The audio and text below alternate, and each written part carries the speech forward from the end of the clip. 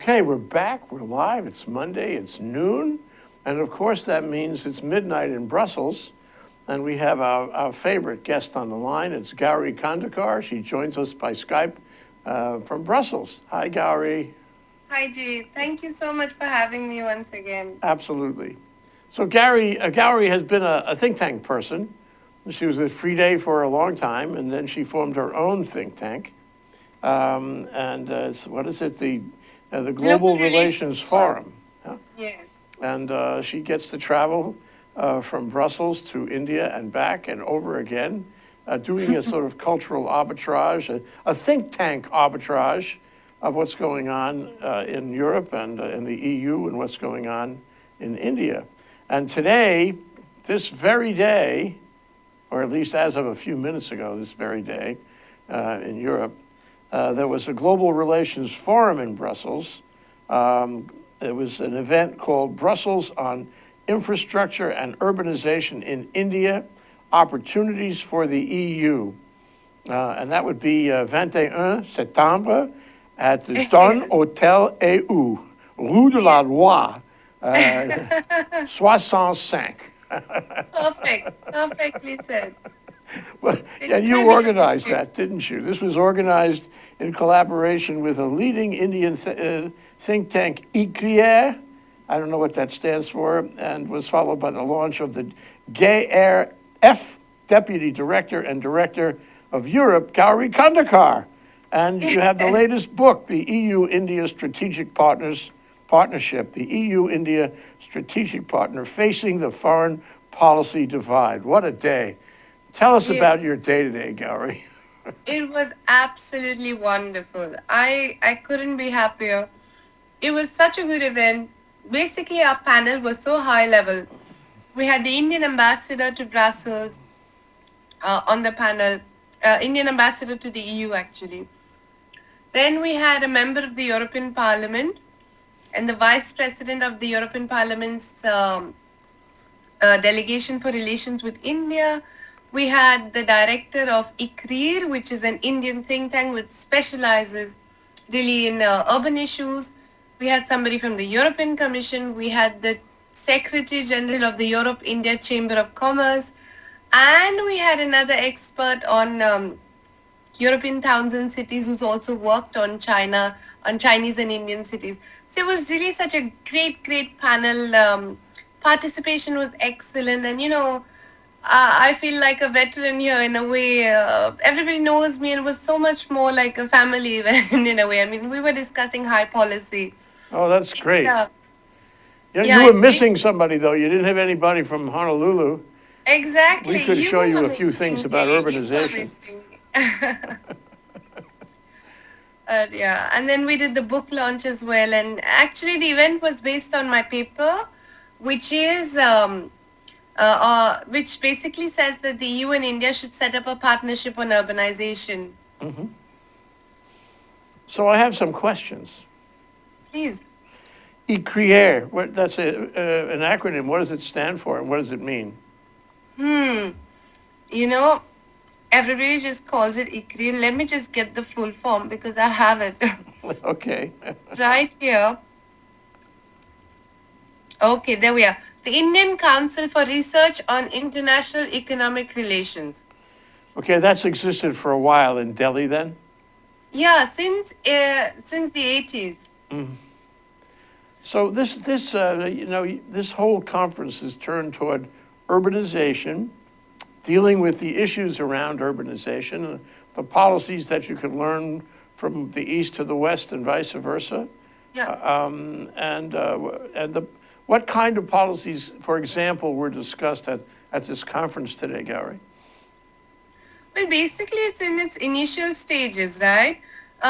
What's happening in India is that urbanization is a relatively new phenomenon, and as a policy in particular, it's been picked up by the center, and they're pushing for it. And now, urbanization, infrastructure, and urban development is basically a wave. It's a massive wave sweeping across developing Asia.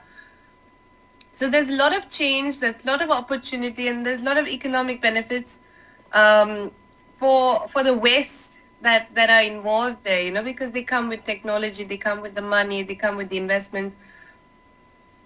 So it's a brilliant area in which to focus efforts.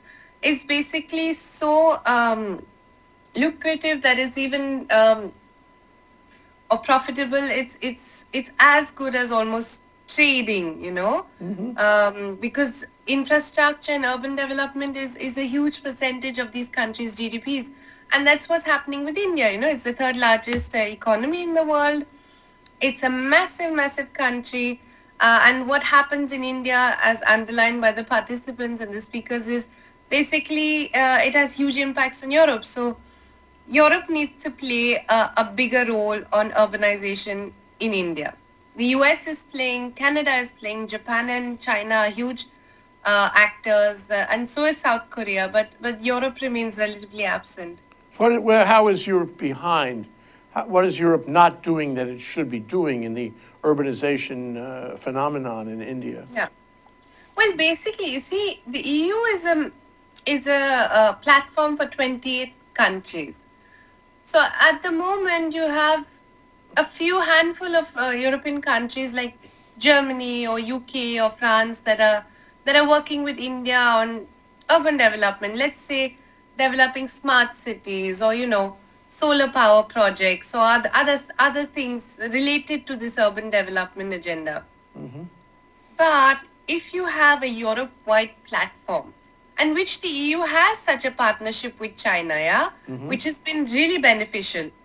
So if you create such a platform, you give a stepping stone for 28 member countries into India. So this is what's missing, and this is what I've been advocating since 2013 now. Okay. Oh, that's major. Right? So I'm thinking that.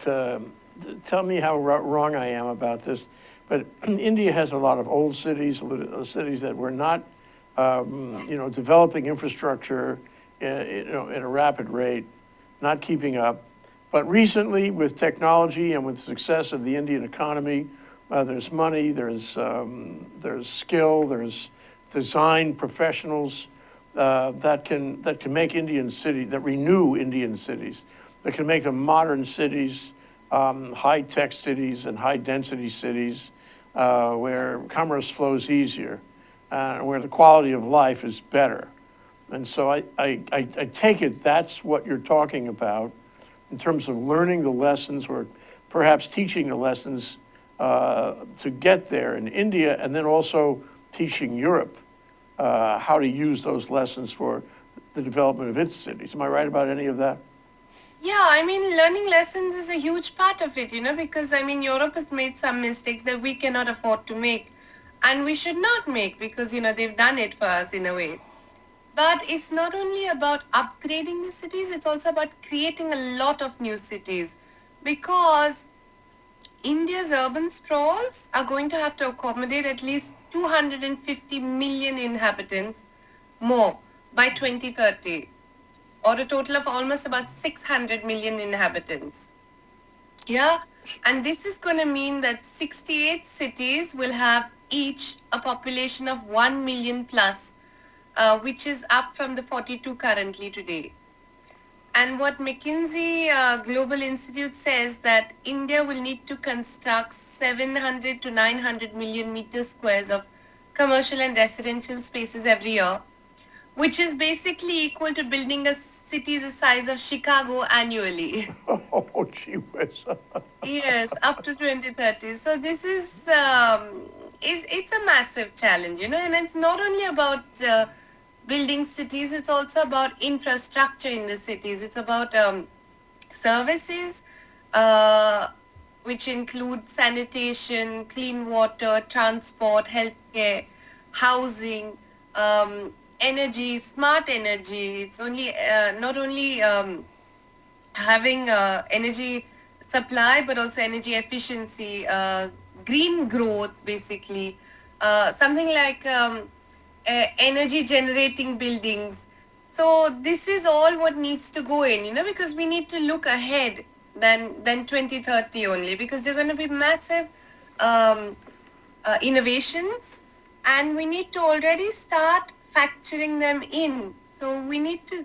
India is definitely on the right track in terms of trying to make its cities smarter, and making them smarter, which also means, of course, constructing new cities, but cleaning up the cities. Making services better and making them more adaptable. That's great. I think a lot of people are interested in green growth Yeah. before they're interested in growth. They forget, they talk about green growth, but they really talk only about green, not growth. And what I hear you saying is, well, we have to accommodate this additional population. We have to build housing and services for them. We have to build infrastructure for them. And yes, it can be green, but first it has to exist. I mean, we have to build it green, That's but we true. have to build it. That is so true. I mean, you know, across Asia, now it's more like a canvas, a blank canvas. You can create as whatever you like, basically. And that's what China's doing, yeah? They're wiping out old cities, farms, and they're basically erecting new ones with skyscrapers, with state-of-the-art technology. And you don't even recognize the towns from your last visit, basically. Yeah. Yeah, I And mean, this, I remember after law school, I went to Madrid and hung out with a Spanish friend at Calle Calvario Numero Cinco, is what it was. And I spent a couple of weeks with him in the barrio, and it was a slum. And years later, I went back to see if I could find Calle Calvario Numero Cinco. That whole area of Madrid had been bulldozed. It yeah, was completely renewed and renovated with housing for the middle class. And I think that's happened all over Europe. But the question, you said that Europe wasn't really staying up to par on this, and I wonder if Europe has something to offer. Before the show began, I was telling you about Beaune in Provence, yes, Beaune. Beaune is the most charming city, a small city. It has parking around it, and then you take mass transportation into it, but there's no cars allowed in Beaune at all, yeah, except a supply Beaune. And it's charming for that reason. It's a walking city, and walking is good for the human race. of Uh, course. so, so query, can India and the rest of us learn from places like Beaune, or should we bulldoze Beaune too? Let me just tell you about a study which ICRIR partners did, and the director was telling us about it today. So they did a study comparing two cities, Atlanta in the US and Barcelona in Spain. And they found out that both these cities are basically very similar in terms of size, in terms of population, in terms of GDP. But while you have a really inefficient city, which is Atlanta in a way, uh, not green for sure, but highly inefficient in terms of also the housing, in terms of the services, in terms of time to get to places, in terms of where infrastructure is located. And in comparison, you have Barcelona, which is a perfect hub in that sense. You have your essential services, your cities. It's very few energy efficient city. So they did this study basically to see how these cities have grown, and how they so urban planning is so important in that light. Yeah, and we have had a couple of programs here in ThinkTech about open spaces, public spaces. Come Yeah. to find the latest architectural engineering and public planning thinking these days out of the big schools on the East Coast is all about public spaces as an element of the quality of life. And was your conference today, did it include a discussion of public spaces? Did it include that as an element of quality of life? Unfortunately, no. Since we were speaking a bit more about the top level of this corporation, I mean, we would definitely go into public spaces, but in a lot more detailed afterwards, as the program as the project takes much more shape, because we hope to do many more studies on this. We hope to come out with a big report which will be used by the Europeans and the Indian governments. Well, this is great, Gary. This is really, well, I didn't know you would go into such, this is great. This is good for you, good for Global Relations Forum, good for the people, good for India, good for the EU, Yeah. good for Hawaii, and sort of as by inference. But I have a question, came in on the Twitter feed from Mark Ward. He says, quote, "If you build it, they will come. Whoops, they're already here. With that kind of population growth, how do you meet the demand?" I guess he's pointing out that it's not easy to build for 250 million people. Where do you get the money? Where do you get the land? Where do you get the legal access to the land in order to build? Did you tackle those questions? Basically, it's all working now, or they're trying to work it out. So thank you, Mark, for the question. It's very interesting. This whole urbanization agenda is a $1 trillion task, and basically the money needs to come out of public-private partnerships. So it's not going to come about from the government, because it doesn't have much money, as much money. So it has to come about through public-private investments. So this and India is a country where you have to go along with the population. We've always had a huge population, majority of it extremely poor, but there's no choice. That's why India is a country of such inequality, and it's a democracy. So democracies have their challenges, and they're not China's, and they cannot just overturn villages and throw out the farmers, and then overnight build skyscrapers and get them back. So yeah, these are, I guess, the challenges of democracy, but also about how funding will come about, and I guess population is going to grow, and they're going to grow in the cities. So that will be the biggest challenge for India, is to how are they going to overhaul these cities with the population inside and with a growing population. And as we discussed also today, some of these bills are still pending in the parliament. The land bill as well, it's an essential bill which is still pending in the parliament. But I think the biggest challenge, Jay, is about governance, urban governance. And that's because Indian cities all have different structures of governance. So you don't have a Indian model of governance. And the basic urbanization portfolio is supposed to rest with the city mayors. And that is problematic at the moment. It is here too. Well, let me, when is your next forum? I guess you're going to do this kind of thing once in a while, and you're going to attack issues along these lines or beyond. So are you planning another one, Gauri? Actually, very soon, because we've done this. Our strategy to push this idea forward has been to do two events, basically twin events, and these are just curtain raisers. We did one here in Brussels, in the EU capital, and the next one we do in New Delhi, the Indian capital. Perfect. We try to get somebody from high up in the ministries, experts, and then we try to give the idea as much limelight as possible, and it's a good idea, and I think it would be mutually beneficial. That's great. Glad to hear that. We want to follow your growth and your activities and your influence on all of these things. Before we take our break, though, Gary, I'd like to ask you a little about your book, The EU-India Strategic Partnership Facing the Foreign Policy Divide. There's a lot of implication in that title. One is the notion of partnership, and I guess that means government partnership with government, and it means government partnership with private industry. It means partnership in every direction, and I guess that's what you're saying on how you do this, what was it, $3 trillion project. You have partners from both sides, both government and private industry. And then I'd like you to tell me also, what is the policy divide that you refer to in the title?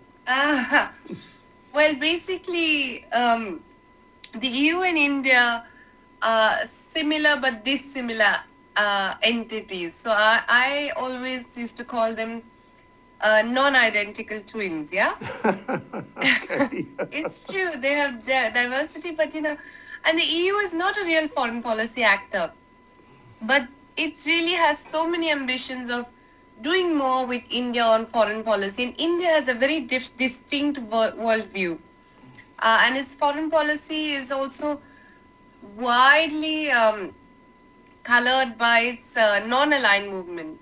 And so basically my book explores why or how there are these differences in seeing events ranging from the Arab Springs to Russia, Crimea, Ukraine conundrum, to even China, and then the Indo-Pacific, and why partners cannot collaborate basically. And my conclusion is that basically that foreign policy issues should be dropped from the agenda, because if you don't have areas in which you can really build confidence on confidence building measures, then it basically affects the entire partnership. And the EU is not yet developed as much as a foreign policy actor in order to be able to do so. Yeah, yeah. A lack of collaboration stands in the way. Right. Thanks to Mark Ward for his question. We're going to take a short break, Gary. When we come back, there's a good segue from the point about your book. We're going to talk about some of the problems in Europe right now, especially as a result of the migrant situation. We'll be right back. Wonderful. Gauri Khandekar. Aloha, I'm Carlos Juarez, host of Global Great, Gary. Connections, We're and I want to terrific, invite you to come fabulous, join us. wonderful. I love We this. cover a range of global issues. We bring a lot of expert opinion, a lot of issues, whether they're contemporary events happening in the world or maybe looking at things from a more historical perspective. Global issues, very important for us to understand in this globally interconnected world. Join us here on Global Connections. Oh my God.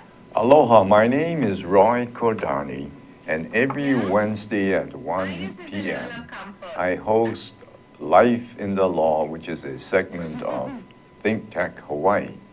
And basically, I host guests who have some relevancy to law in Hawaii.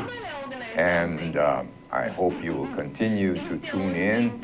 If you have questions, tweet us at ThinkTech Hawaii. Mahalo.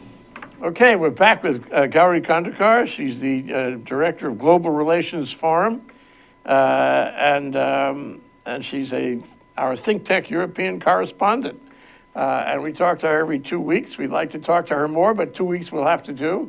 And we talk to her in Brussels, usually, sometimes in India. And we talk to her at midnight in Brussels. That's why we call the show Midnight in Brussels with Gauri Khandekar. So the other part, which it's hard to delay discussion of this because it's so commanding, is the whole migrant situation. Yes. You and I started talking about this months ago, and it just gets worse all the time. So I'd like to sort of get an update from you, a snapshot of how things are doing. It's who would have predicted the current arrangement, the current pushback, the current difficulties. Give us a snapshot as you see it. Well, Jay, it's become one of the most talked about issues in Europe now. Nothing unites the EU more in a way, or has been.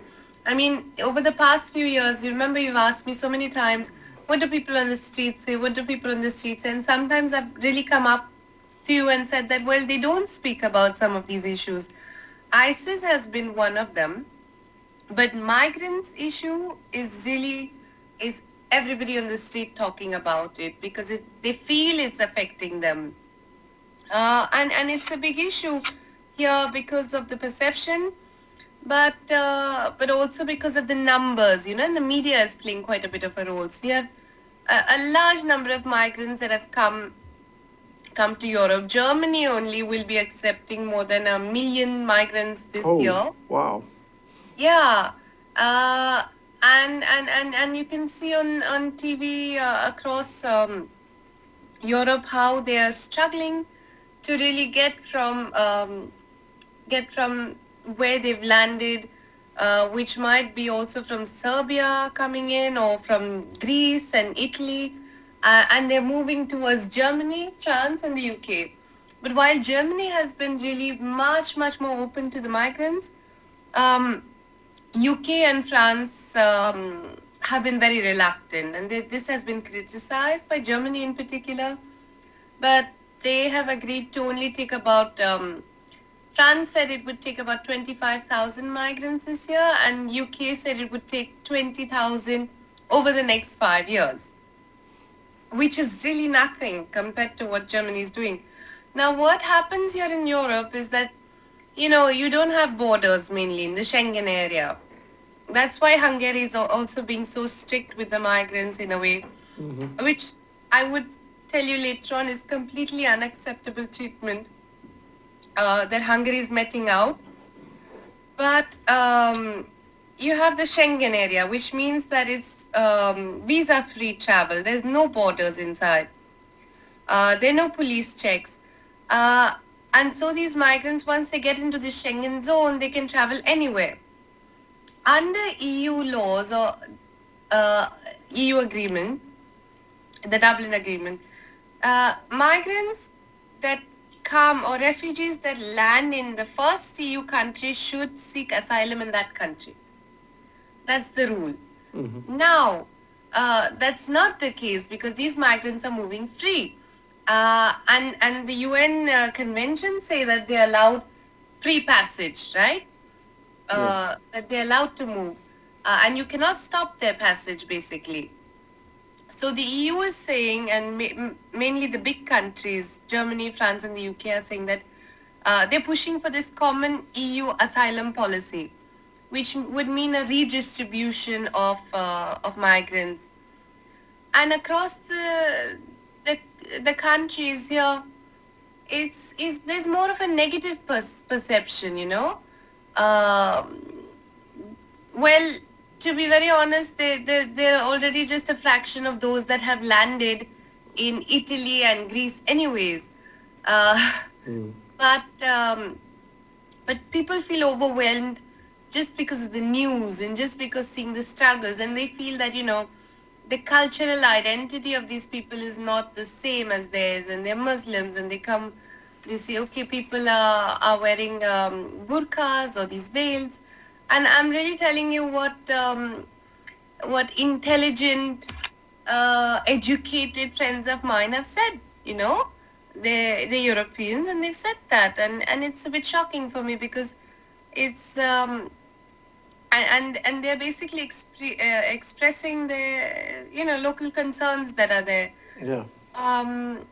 Yeah, so it's a bit of a Well, you it strikes me there's a lot of factors at play here that have existed in the past, but haven't come together. Now they're coming together. For example, you and I have talked about this before. Boundaries and borders in the world yes. are softening. People are Yeah. crossing boundaries with less resistance, less issue. It's Definitely. an odd irony that in this country it's such a big deal to prevent South American and Mexican migrants from coming across the southern border of the U.S. Yeah. When they're free to cross borders at will in most of Europe. That is so interesting, a great irony that this country, which was based on diversity, we create a problem that Europe has allowed for the softening of the borders some time ago. The other thing is technology and communications. If I'm a successful Syrian migrant and I wound up in Germany, I pick up my cell phone and I call all my friends and family back in Damascus or wherever in Syria, and I say, come on, the weather's great, come on over. And thousands upon thousands of people do just exactly that. Query, would there be so many if the press wasn't covering this, and if those cell phone calls could not happen? I mean, it's becoming a global village, and it just sort of demonstrates how the world is all connected now, far beyond the way it was in Thomas Friedman's book, about the flat world. This is a world that is blending together at a speed that's higher than we might have expected, and it's changing Europe for sure. I mean, although some people have said that it's just a very small percentage of people. Don't get excited. It's only relative to the population in general. It's not that many people. But I think another constituency will say, no, it's a lot of people, and it's going to have a big influence, and it's going to change the way your friends live their lives ultimately. What's your view? I mean, is this going to change the way Europe works? No, I don't think so, because even if they get like 1 million or 2 million, I mean, European population is 600 million, So it's not even a percentage of the population. Yeah. And to be very honest, I mean, when there was the dictatorship in Spain, they all fled to Morocco. They sought asylum there. And it's an exchange, it's a global exchange, which happens, and unfortunately in times of crisis. Now, the idea that, these are either, the question here people ask is that, are these really refugees, or are they just economic migrants looking for a better life? Well, That's you've the had question. economic migrants for decades, right? Since World War II, there have been economic migrants Right. in Europe. Yeah, I guess the but, question is whether they're temporary or permanent economic no, but migrants. the thing is, they come in the same way. They come via these boats. They risk their lives, and the whole. It's too dramatic for them to be economic migrants. You see, the refugees coming there. It's more understandable if they come with, in the boats or via borders, and just walking through, and those would be real refugees that are escaping tyranny and death, basically, in Syria, or in Eritrea, or in Afghanistan.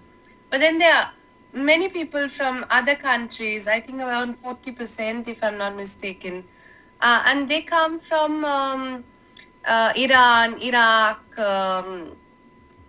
Pakistan, and all other sorts of countries, because they're seeking a better life. Now, I personally have a bit of a problem with that as well, because I've come through the legal way. It's hard to get in, but hey, I mean, we've tried our best, and if you're an economic migrant, just get in line in a in a way. It's not fair for those who have sought the hard way, basically. Well, isn't it going to, aside from there's a sort of a ring of unfairness about it, but isn't it going to affect the economies of these countries? Because these migrants are not bringing any assets, really. They didn't have time to pick anything up if they had anything to pick up. Right. And they're throwing themselves on the economic mercy of the states where they land. Somebody's going to have to support them, put a roof over their heads, and feed them, and clothe them, and they may, and give them health care and so forth, put them in the system. At the same time, they may not be productive members of the system for language issues or skill issues, or just, not being able to get a job. And so this has got to be, at least in the foreseeable future, it's got to be a huge drag to countries like Germany. While Germany, stands high on the moral, ethical, road here, it is going to pay a big price for that. And it's probably going to affect the German economy and probably other economies too. So are people talking about that? Yeah, I honestly agree with what you're saying, your assessment in this sense, because, well, when asylum seekers are granted asylum here, they have to be given um, working permits in 9 months. I think that's the law, and and you're very right. It's a completely different economy. It's very diverse as well within Europe. The language barriers are there, and their skills just don't match. So, I doubt that, well, I honestly do believe that, it would put a strain on the social structures that are here. But then how these people manage is also going to impact on the security situation here. Sure. Would there be more crime? Would there be more unrest, and would people be happy, the wider population, to support these extensive and very expensive social structures? So it's all a question. But on I would really say that the idea which people have outside of Europe is very different from what Europe really is. They have a very idealistic notion about how Europe is, and a bit of more overconfidence on what they'll be able to do. But it's very, very hard to make a living in Europe. And, there are no menial jobs that you have outside in Middle East, in Africa, in Asia, just picking up things or I mean manual labor basically. It's very little. It's all being done by machines and they're high skilled jobs here. So they're all going to either fall back on the system or yeah. Well, I just wonder how Europe is going to do in the end. Maybe in the end it'll be a great melting pot, a brand new melting pot, a melting pot that Europe has not yet seen, a melting pot that, at least theoretically, I don't know if this really happened, but theoretically could give Europe a new vitality. After all, the bell curve in Europe is at the wrong end. The population is not growing in the way it is in, say, China or other parts of Asia. And so maybe this will be ultimately, not this year or next or 10 years, maybe 20 years, this might be looked back on as a good thing. You think that's possible? I would certainly hope so. That would be the aim. But I really doubt it would be that way. Because socially and psychologically, Europeans are not that ready for that. Because the migration that comes, that's headed towards Europe, is really mainly, okay, the asylum seekers, but also people from the Middle East, Pakistan, Afghanistan, North Africa, other African countries. And they have a very different lifestyle from Europe. And here, anything that out of the box doesn't fit. Yeah. The burqa is an issue. The other lifestyles are an issue. It's not a it's not a real cosmopolitan society. Yes. It's very different in other countries. Even in the US, that's a real melting pot. Yes. India is a real melting pot as well. But European countries outside of London and well, not even Paris now. France has banned the burqas, but Berlin probably, and these cities, these handful of cities are quite cosmopolitan. Yeah. But otherwise, it's not the same in Europe. So this may be a real shock for It is, kind of it's bath a of cold visual water. shock. Yeah. And what Europe really needs to basically fill this gap, this demographic gap it's going to face, the mushroom, as it's called here, is high-skilled labor. And that's what the US does best. They pick and choose in a way. Yes. People With that their would immigration really policies, yes. contribute. Yeah. One more question before we go, Gauri. Yes. It's a big question, and maybe we should reserve part of it at least for next time we meet. But we're talking about 1 million people, say, going to Germany. That's only now. We're in the middle of something that isn't going to end tomorrow. It's going to continue, and so there's a whole historic process set up, a pipeline, if you will, from the Middle East and North Africa into Europe. It's a sweeping change, and it Right. isn't over yet. And I think this has got to have some kind of remarkable effect on the Middle East.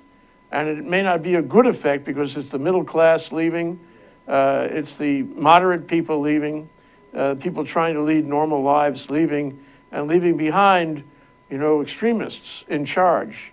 This may not be the best thing for the Middle East. What are your thoughts about that? I think the biggest repercussion at the moment on policy would basically be